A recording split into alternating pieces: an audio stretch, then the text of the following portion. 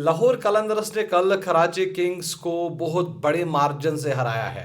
लाहौर कलंदर्स ने पहले बल्लेबाजी में डोमिनेंस दिखाई और उसके बाद जब लाहौर कलंदर्स गेंदबाजी करने के लिए आती है तो शाहीन आफरीदी का तूफान आया। शाहीन आफरीदी ने पहले ही ओवर में 2 विकेट्स लिए, बड़े 2 विकेट्स, एक डेविड वार्नर का और एक जेम्स विंस का।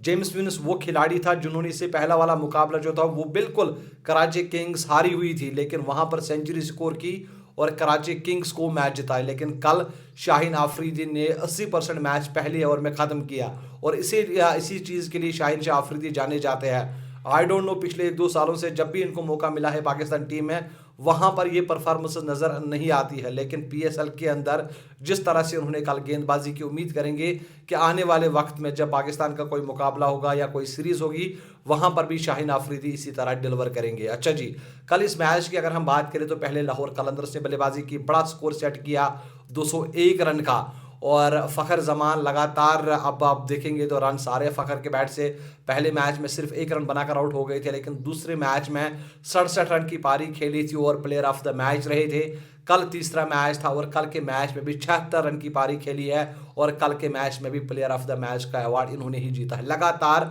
2 मुकाबलों में 2 प्लेयर ऑफ द मैच के अवार्ड फ़खर जमान जीत चुका है। अच्छा जी, उसके साथ साथ डेरल मिचेल, पहली पीएसएल की 50 कल ने स्कोर की है और 75 रन की बेहतरीन पारी खेली है। उसके बाद अगर कराची किंग्स के बॉलर्स की बात करें तो हसन अली ने 4 विकेट्स लिए, बाकी किसी ने भी उस तरह की गेंदबाजी नहीं की है। फिर जब कराची किंग्स टारगेट चेस करने के लिए आती है ना, तो जैसे मैंने कहा, लाहौर कलंदर्स का जो कैप्टन है शाहीन आफरीदी, पहले ही ओवर में 2 विकेट्स, डेविड वार्नर डक पे आउट, उसके बाद जेम्स विंस डक पे आउट, और फिर राशिद हुसैन जो कि बांग्लादेश का एक बेहतरीन स्पिनर है, उन्होंने 3 विकेट्स लिए, सिकंदर रजा ने 2 विकेट्स लिए और कराची किंग्स के पास कोई जवाब नहीं था लाहौर कलंदर्स के बॉलिंग का।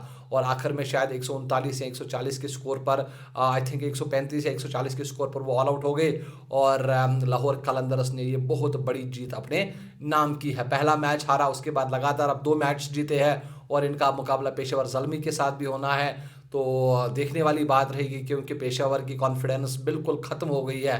पहले 2 मैच में लगातार 2 हारें उनको मिली है और दोनों जो लॉसेस है वो बिल्कुल, एक तो शायद 80 रनों से थी, दूसरी हार 102 रनों से, तो उनकी मोटिवेशन बिल्कुल ख़त्म हो गई होगी। और ऊपर से अगर आप देखें लाहौर कलंदर्स जो अब 2 मुकाबले जीत के आ रहे हैं, तो it will be uphill task for Peshawar Zalmi.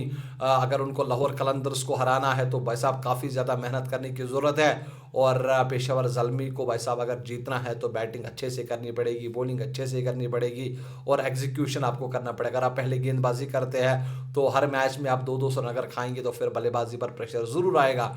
वही आपको जो कुछ चीज़ें देखनी पड़ेगी। साथ ही साथ बाबर आजम के ऊपर काफ़ी ज़्यादा नज़रें रहेंगी, क्योंकि लगातार 2 मुकाबलों में बाबर आजम भी फेल हुए, सिर्फ 1 रन बना पाए। और तीसरे मैच में हम उम्मीद करेंगे कि बाबर आजम फिर से फॉर्म में आएगा और खूब सारे रन्स बनाएगा पेशेवर ज़ल्मी के लिए। फिलहाल कंग्रेचुलेशंस टू लाहौर कलंदर्स और खासकर फ़खर जमान के लिए, क्योंकि कल उन्होंने एक बड़ा स्कोर भी बनाया। उसके साथ साथ उन्होंने एक बहुत बड़ा जो रिकॉर्ड बनाया था आसिफ अली ने, जिनके 110 छक्के थे पीएसएल हिस्ट्री में।